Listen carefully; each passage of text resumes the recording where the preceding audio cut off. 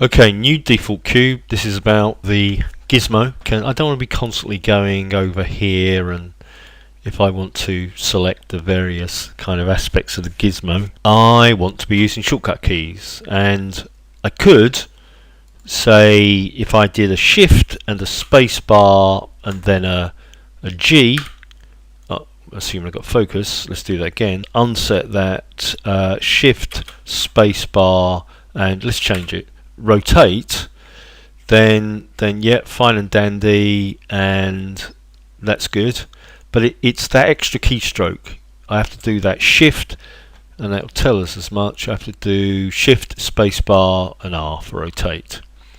What I want to do is get rid of one of those and do spacebar R, not shift spacebar R.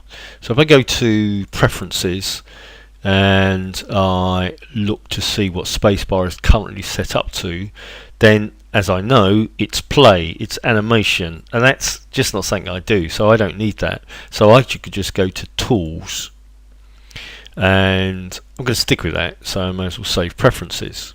I'll delete the cube and move, and then that's gone. Now I can combine all of these, of course, in transform, which, as it tells me, I can do a grab, which is a move, rotate and scale. It's not all at once, despite what it says. You've got all the options available to you. That's the thing. That's interesting. Why can't I? It's presumably just not visible for some reason. Yeah, there's the G.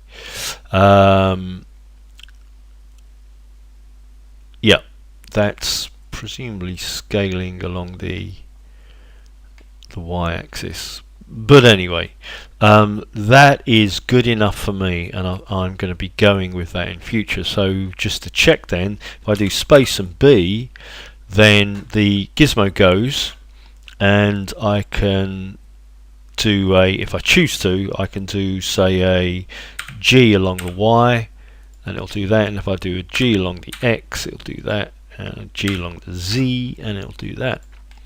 So that's good enough for me. Done.